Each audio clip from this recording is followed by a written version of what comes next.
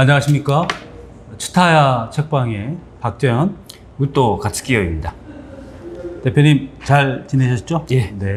저희가 지난번에 촬영 날짜가 매우 의미 있는 시간이어서 그 히로시마의 원퍼기 투어가 된 날에 촬영을 하게 되었습니다. 그래서 여러 가지 좋은 내용도 많이 들었는데 일본 사람들이 왜 저런 행동을 하는지에 대한 왜 그런지 개괄적인 내용들에 대해서 좀 알고 싶어졌어요. 그래서 대표님한테 어떤 책을 하면 좋겠냐고 말씀하시니까 대표님께서 그 일본 변경론이라고 하는 책을 말씀하셨어요. 우치다 타츠로라는 분이 쓰신 책이던데 아쉽게도 이 책은 좀 절판되어 있더라고요. 그래서 제가 중고 책방에서 구매하게 되었는데 그렇군요.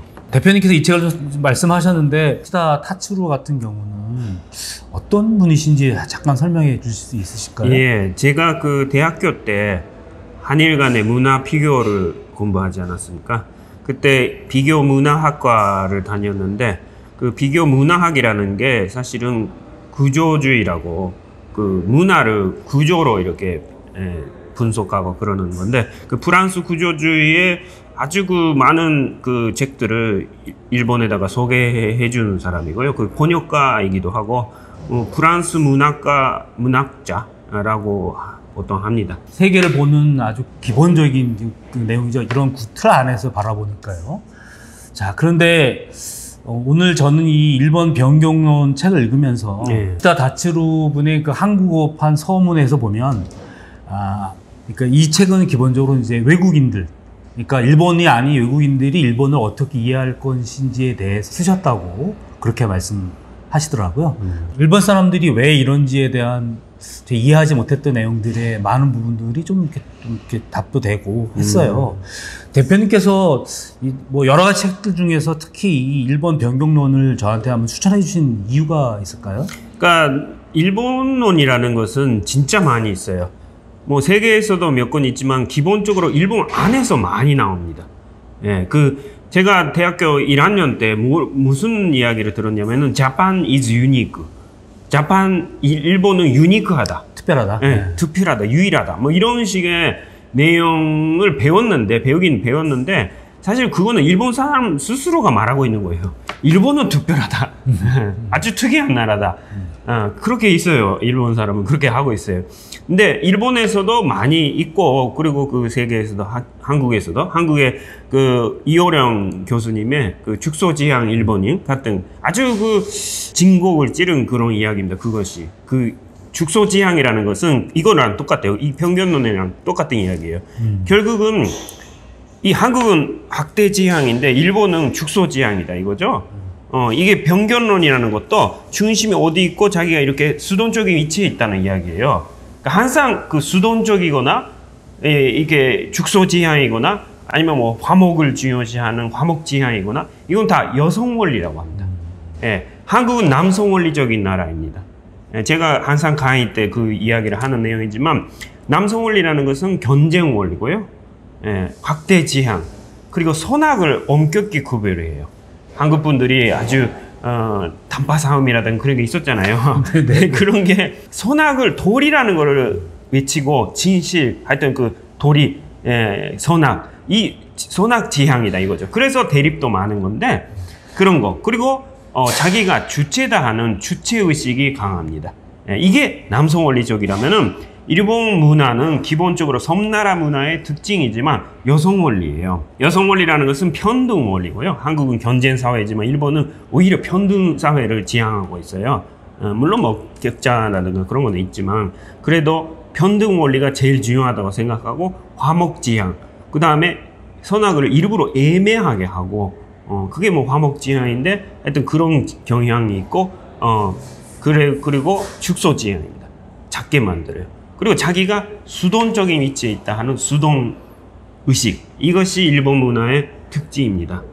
그래서 축소지향이다. 그 이호령 교수님의 이야기는 예를 들어 일본에서는 소니가 왜 세계적인 소니가 됐냐 하면은 무슨 기계가 있잖아요. 워크맨. 네네. 예, 이게 바로 일본에서는 이렇게 큰 스테레오를 갖다가 손에 쥘 수 있는 아주 그 작은 축소시켜가지고 편리하다 하면서 세계적인 히트를 쳐가지고 소니가 된 거예요.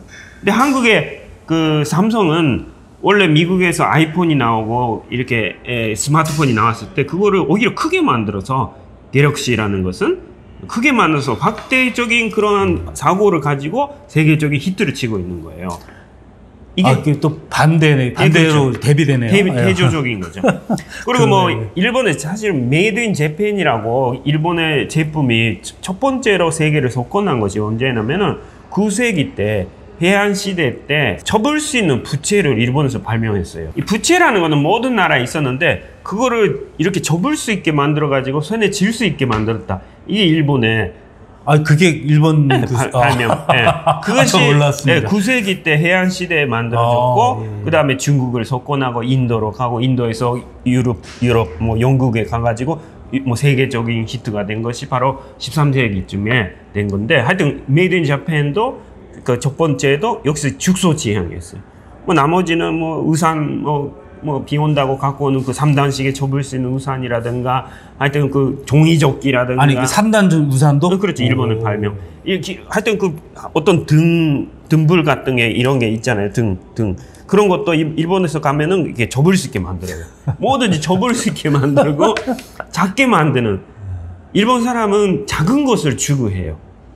예를 들어 쌀 한 알에다가 600글자 썼다 뭐 이런 걸 자랑하고 있어요. 어마어마한 작은 그 작업을 해가지고 그런 게 일본 그 죽소지향이거든요. 그거를 아주 설파한 것이 바로 죽소지향의 일본인 이호령 교수님의 그것도 여성 원리입니다. 그래서 일본 사람은 수동적인 입장에서 세계를 바라보고 있다 하는 것을 이야기한 것이 일본 편견론입니다. 그래서 아주 전형적인 일본론으로서 일본 문화론으로서 아주 이것이 바로 일본 문화론의 기본이다 하는 것을 알려드리고 싶어서 소개해드린 것입니다. 제목이 도발적이에요. 일장이 일본은 변경인이다 이렇게 나와 있거든요. 그러니까 변경이라는 얘기는 주변부라는 얘기인데 그렇죠. 그 주변 특수성을 이제 이다 다츠루 씨는 문화적 특수성을 변경성, 주변성, 후진성 이렇게 규정했더라고요. 일본은 특별하고 일본은 뭐 세상에 없는 나라다라고 얘기하는 것이야말로 문화적 열등감의 산물이다 이렇게 이제 얘기를 하는 거예요.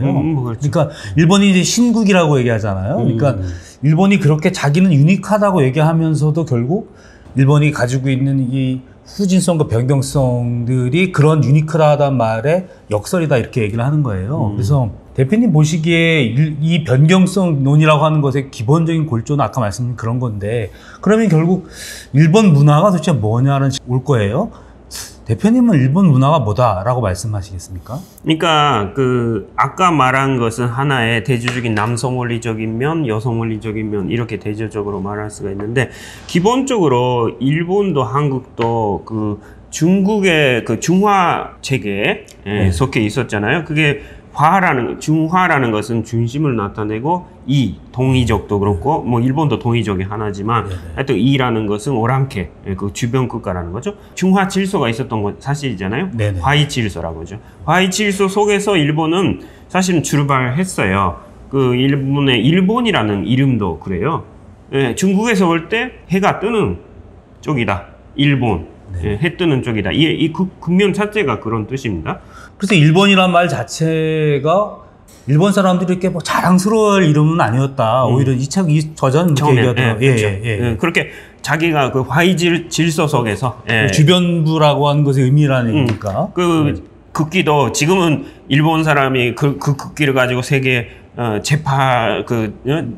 패전 국가가 되려고 백권 가지려고 그렇게 했다고 알고 있기 때문에 그것이 뭔가 오히려 이렇게 커다란 확대 제한적인 그 국기로 보이지 모르지만 근데 일장기 자체는 원래는 해 뜨는 쪽이다 하는 평방이다 하는 것을 사실은 나타내고 있었던 거죠. 그렇죠. 중국의 입장에서 보면 동쪽에서 있는 나라니까 이런 거예요. 근데 그러나 그런 중화 질서 가운데서 화이 질서 가운데서 계속 있었다가 두 번 그런 게 있었는데 하여튼 첫 번째는 한국에서 불교가 들어왔을 때 그때는 신라 시대 통일 신라가 사실은 한국하고 일본을 갈라놨어요. 뭐냐면 통일됨으로 말미암아 일본과 관계가 깊었던 백제가 없어졌으니까 그래서 그때부터 일본이란 자각이 생기는데 그 전까지는 백제 불교를 일본이 받아들였다가 그 후에는 신라 불교 이 땅 반도 국가와 섬나라가 다 따로 있는 가운데서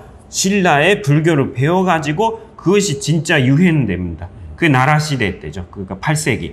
8세기 때 신라 불교가 진짜 일본에서 유행돼가지고 지금 나라라는 도시 아세요? 나라의 대불 아세요? 대불. 네, 들어본 아주 것 큰 같습니다. 불상이 예, 예, 있는 예. 그것이 바로 신라 불교의 영향으로 생겨요.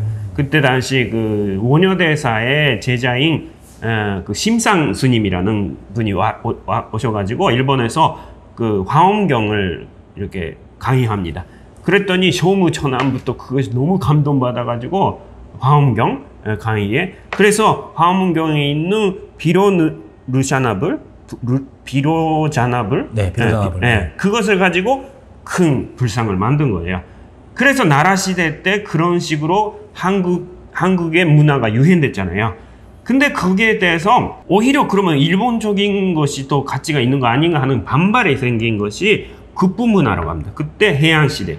아까 말한 것 같이 접을 수 있는 부채를 만든 것도 해양시대인데 일본적인 것을 추구하게 돼요. 갖고 온 그 중국적인 그 문화를 일본적으로 이렇게 변경하는 거죠. 이런 다시 이렇게 바꾸는 거죠. 그 작업을 한 것이 급부문화입니다. 해양시대에. 그때 생긴 것이 일본의 글자, 히라가나, 가타카나예요. 네. 그때 뭐냐면은 한자가 들어왔지만 이거 한자도 좋지만 일본말 그대로를 표기할 수 있는 표기 문자가 필요하다고 해서 한자를 예를 들어 아니하다 할 때 그 안자 있잖아요. 그거를 갖다가 아자를 만들어요. 히라가나 아자 그거를 가지고 아이웨오 다 이렇게 한자를 가지고 그 발음대로 발음을 빌려 가지고 일본 언어를 표기하는 글자를 만든 건데 가타카나는 히라가나는 그런 식으로 전체 모양을 따서 따라해서 만들고 가타카나는 그 한자의 일부만 따서 이게 히라가나 가타카나인데 하여튼 그 가나 문자가 그때 생깁니다. 오히려 이제 그러니까 신라라고 하는 외부적 문화가 들어와서 막 유행하니까 이제 반대가 생기는 거군요. 그렇죠. 그래서 그때 여류 문학으로서 그 히라가나를 가지고 일본 글자가 생겼으니까 여자들이 여성적인 문화를 곱비운 것이 바로 일본의 해양 문화고 첫 번째로 일본 독특한 문화가 생겼다는 것이 그 문화예요. 그래서 해양 시대의 여류 문학이라든가 하여튼 그런 일기 문학이라든가 일본적인 그 급부 문화가 아주 꽃을 피는 것입니다. 근데 두 번째가 토요토미 히데요시가 임진왜란을 일으켰을 때 그때 한국의 강항이라는 그 유학자를 납치해 와가지고 거기서부터 이태계에 퇴계하게 그 영향을 받아요. 그래서 사서오경, 일본에서 사서오경인데 하여튼 한국에서 사서삼경 그것을 일본 훈을 따라가지고 일본식의 훈을 따라가지고 일본 그 서적을 그런 그 견전을 만들어가지고 일본 주자학이 시작을 해가지고 그때 에도 시대가 출발한 것이 그 주자학의 영향으로 도쿠가와 그 주자학을 배워가지고 아주 안전된 이렇게 태평선대를 만든 거예요. 260년 동안. 그것이 에도 시대인데 문제는 그렇게 17세기 때 주자학의 영향을 받으니까 18세기가 될 때는 뭐냐면은 일본적인 국학이라는 것이 생긴다. 국학이란 게 지난번에도 말씀드렸지만 하여튼 그 일본이야말로 중심이다 이렇게 되는 거예요. 그 어떻게 됐냐면은 그 중화 질서, 과이 질서 가운데서 중국이 중심이라고 했는데 몇 나라가 멸망하잖아요. 몇 나라가 17세기 중순에 멸망해요. 몇 나라도 멸망했으니까 다른 중화가 있어야 된다. 해가지고 일본이야말로 중화다 이렇게 하기 시작해요. 근데 그것이 천황이 만세 일개라서 그 완도의 모범이니까 중화의 그 주자학적인 어떤 이상을 제대로 실현한 것은 일본이다. 이렇게 해가지고 일본이야말로 중화다 이렇게 되는데 거기서 극학이 생기는데 그것도 사실은 화이질서로 그대로 갖고 온 거잖아요. 그런 식으로 해서 또 서양이 다시 동양에 닥쳐올 때도 일본은 서양이 중심이구나 생각하고 일본이야말로 그 동양을 대표하는 중화니까 서양을 다 따라잡아야 된다 이런 식으로 가는 것입니다. 그 책 뒤에 이런 게 있어요. 남의 세상 변화에 대응하는 예. 변신의 재빠름 자체가 전통이 되었다. 지금 그렇죠. 이제 그 어떤 중대한 문화적 것이 오게 되면 그것을 그것과 받아들이고 처음에는 감동하는 거예요. 처음에는 너무 좋다고 역시 그 대단한 대리님 해가지고 자기는 섬나라니까 어차피 문화에서는 돈 떨어져 있다는 것이 기본이니까 그래서 너무 숭배를 한 나머지 거기에 반발하는 어떤 그러니까 이게 극단으로 가다 치다르니까 또 그 다른 극단을 낳게 되는 걸 수도 있겠네요. 그리고 자기가 중심이라는 생각이 아예 없으니까 어떤 오리지널을 만들려는 생각은 아예 없는 거예요. 언제나 문화는 바다 건너 오는 거니까. 그래서 바다 건너 온 것을 가지고 그것으로 처음에는 그거를 아주 반해가지고 좋아했다가 거기서 자기 것을 아니다 우리가 더 좋다 하면서 자기 것을 만들고 그거를 따라하는 아주 카피하는 그러한 문화가 일본에서는 생기는 그런 역사가 계속 반복돼 있습니다. 마루야마 마사오라는 분이 이렇게 얘기했대요. 힐끔거리며 새로운 것을 예부 세계에서 찾는 태도 이렇게 얘기를 했다고 해요. 일본 문화가? 그러니까 예. 뭔가 이렇게 큰 변화가 생기면 그 변화의 반대는 꼭 이제 그런 다른 걸 찾아가지고 또 찾아보고 제시하고 했던 것 같아요. 화에 대해서 나오는데 혼연일체에 대해 여기 저 이건 지금 꼭 여쭤보려고 했던데 일본 사회의 기본 원리와 기본 정신은 전체 속에서 조화를 통해 존재하고 다시 말해 혼연일체가 된 화 이렇게 얘기했더라고요. 그렇죠. 그러니까 일본 한번 이야기를 제가 해드렸을 텐데 예.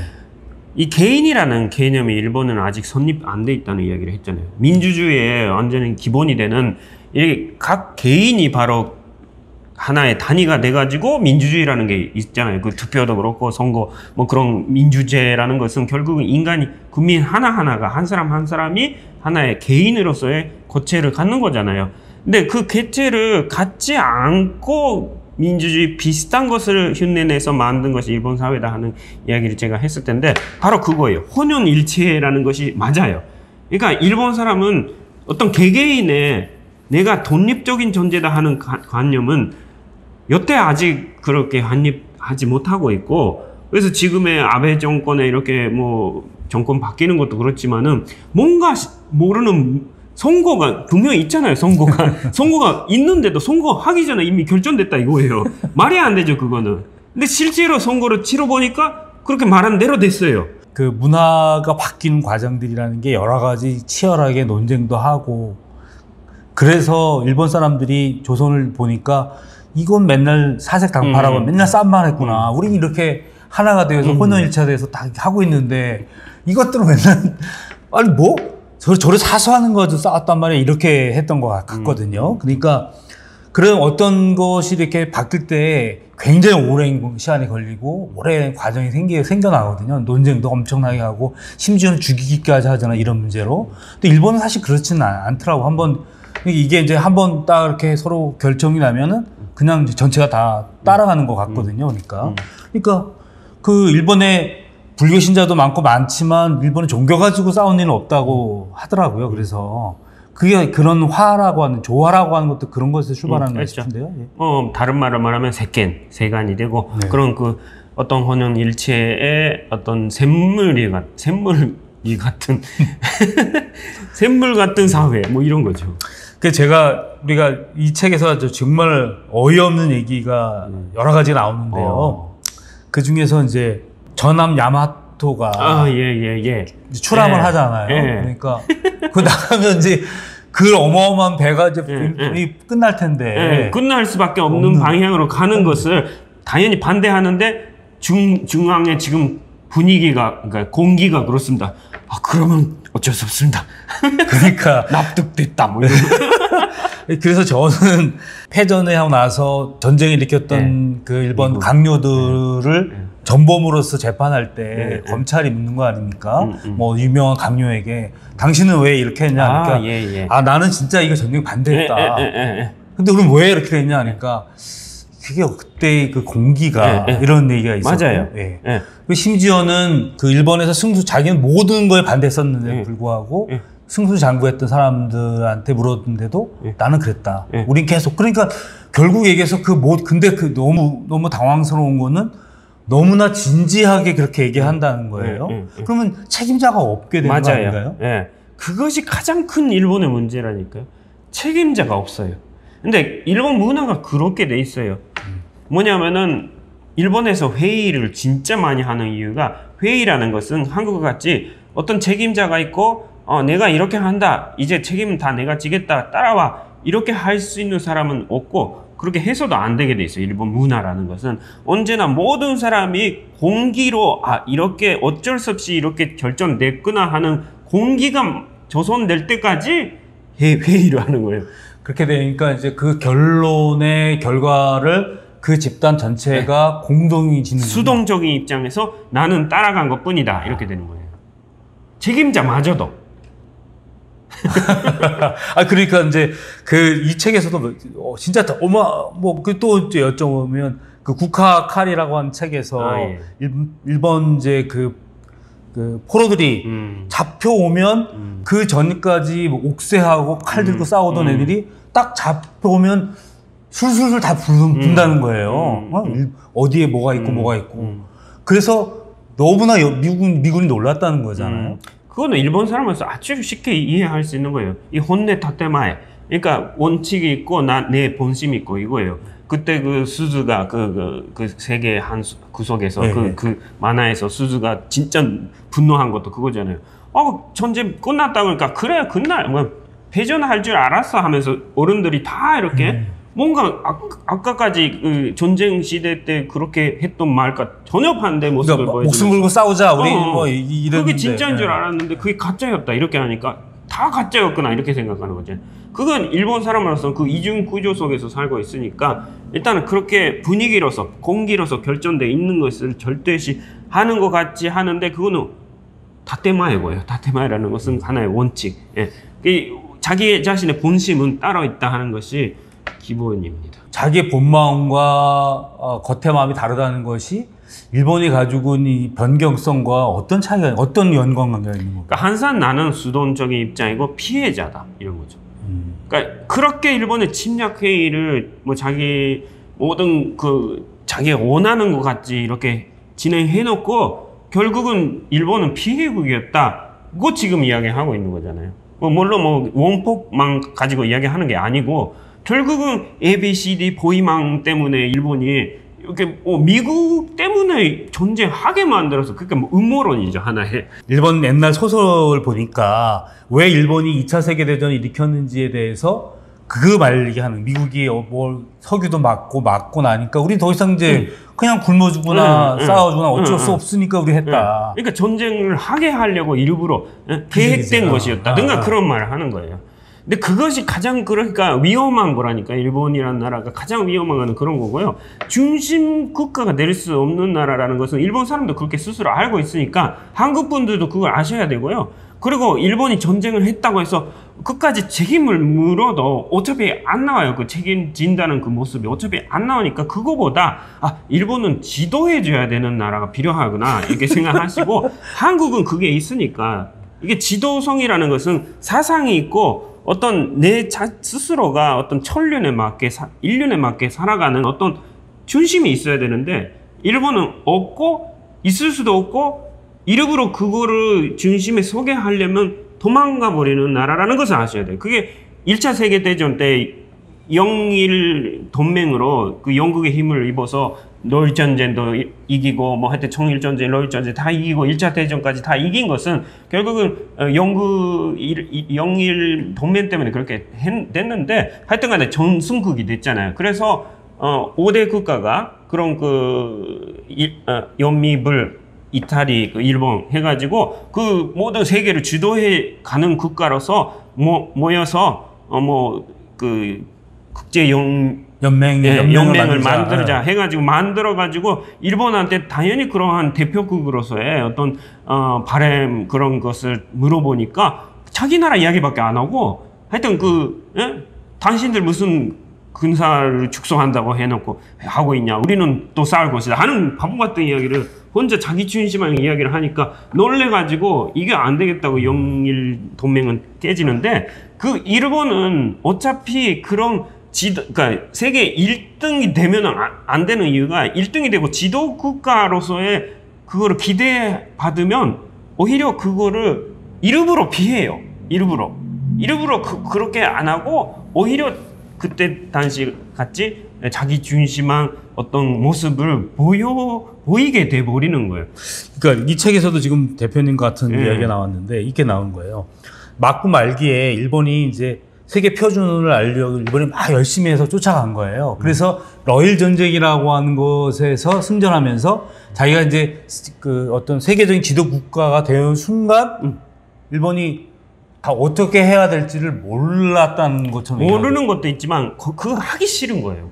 왜냐하면 그런 마인드를 가질 수 없는 변경에 있는 이게 가에 있는 그 변방국이기 때문에 그러니까 이제 여태까지 남을 쫓아왔는데 이제 그 자기가 그 앞에 선도 국가가 돼서 뭔가 다른 비전을 얘기를 하지 못한다는 거죠. 보편성의 잣대라는 것을 일본은 기대하시면 안 된다는 것이 이 책이 말하는 거예요. 한국은 언제나 그렇게 어떤 보편성을 가지고 나라를 이렇게 추구해 왔잖아요. 불교도 원래 그랬던 거고, 유교도 그랬던 거고, 기독교도 그랬던 거고, 항상 그러한 사상이 추구하고 있는 가장 보편적인 세계를 추구하려고 해온 나라니까 당연히 일본도 뭔가 생각이 중심이 있겠지 생각하는데 아니라는 거죠. 그러니까 이제 그거에 재밌는 일화가 그 닥광 선사인가요? 닥광 선사. 그게 저도 이제 그게 일본에서 나온 얘기였더라고요. 우리나라는 두부장사라고 그래서 나오는데 그 왜 그 닥광 그 잘 모르는 사람이 뭐가 됐는데 상대편 고수와 만났는데 뭐 이렇게 했더니 뭐 세계 어쩌고 이런. 그러니까 배우기의 시세죠. 자세죠. 배우기 자세. 이렇게 스승이 뭔지 모르지만 하여튼 갖고 있을 것이라고 상상하고 그렇게 대하면 뭔가 어차피 뭐 배워진다는 것이죠. 그러니까 지금 세계 많은 나라들이 저도 그저 예전에 대표님한테 이런 말씀 드린 적이 있습니다. 아 저렇게 경제적으로도 뛰어나고 뭐 진짜 태도도 이렇게 그 세련되고 이런 나라가 왜 저런 말도 안 나는 행동을 합니까? 제가 이제 여쭤본 적이 있잖아요. 그러니까 대표님이 일본은 그렇다 이렇게 얘기를 하셨잖아요. 그러니까 지금 보니까 제가 그 닥광선사라고 얘기한 게 뭐냐면 사람들은 다 이분이 진짜 뭐 일본이 대단한 걸 가지고 있고 그걸 제시할 거라고 생각하고 있는데 정작 일본인 자신은 닥광선사인 거예요. 모르는 거지. 그러니까 당황스러운 거예요. 이게 뭐 되게 심오한 걸 물어보면은 결국 얘기하기가 그런 식이 되는 것처럼 그런 면에서 보면은 참 그게 좀 개인적으로 저는 되게 아쉬워요. 그게. 그래서 그렇게 보니까 대표님 말씀대로 무엇인가를 결정하지 못한다는 건 누군가가 책임지는 사람이 없다는 얘기인데 사실 그렇잖아요. 2차 세계대전이 일어났어. 그래서 도조 히데키든 이런 전범들이 있는데 그들 자신이 전쟁을 책임지지는 않았죠.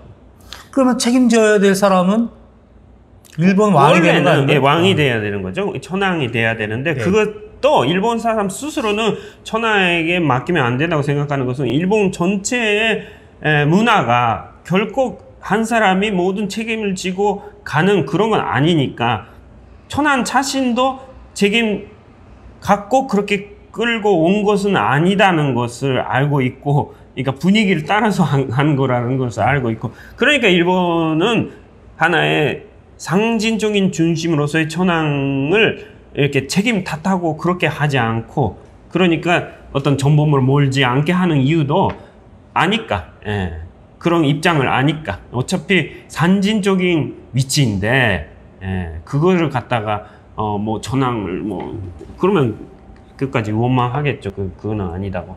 그래서 일본은 항상 캐치업을 잘하는 캐치업 따라잡는 거 따라잡기를 잘하는 거예요. 그러니까 지금도 세계 2등의 그 경제 대국으로 계속 올 수가 있었던 것은 2위니까 그런 거예요. 미국이라는 1위가 있고 그 밑에서 열심히 그 호랑이의 가죽을 입고 이렇게 2위를 이렇게 여우가 호랑이 위세를 그렇게 하는 건 진짜 잘하는 거예요. 그러니까 그것도 아주 재주예요. 그거를 인정하시고 일본은 좋으면 그거예요. 그래서 1등이 돼버리면 안 되는 거예요. 1등이 돼버리면 어마어마한 침략 전쟁을 일으키거나 그러니까 자기가 몇 나라가 없어진 다음에 자기가 중하다 이렇게 생각해버림으로 말미암아 어처구니 없는 아주 폐를 주변에 끼치는 거잖아요. 일본 사람으로서는 배에 기치면 안 된다고 맨날 생각하는 그런 사람인 줄 알았는데 결국은 1등이 되다 보니까 그렇게 돼버리는.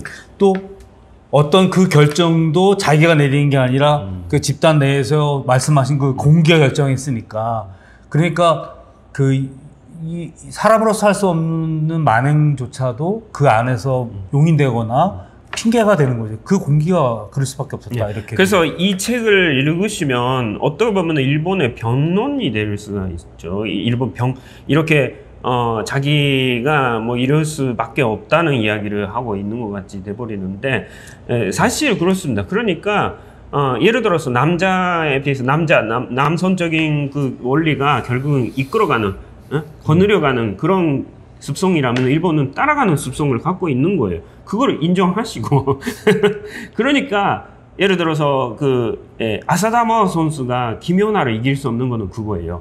김연아는요 결국은 1등이 될 수 있는 마인드를 가진 사람이에요. 일본은요 2위까지 은메달까지는 누구나 갈 수 있어요. 그런 따라잡는 것은 진짜 잘하니까. 그러나 1등 싸움에서는 자기가 어떻게 보면은 무의식적인 그 1등을 피해버리는 그런 습성이 있다고 생각하시면 돼요.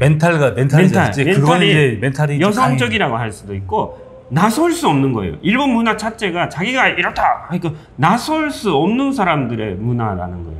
그래서 일본에 가면은 일본 사람 다 겸손하게 보이고 뭔가 위축돼 보이는 이유는 그런 사회에서 살고 있으니까 그런 거예요.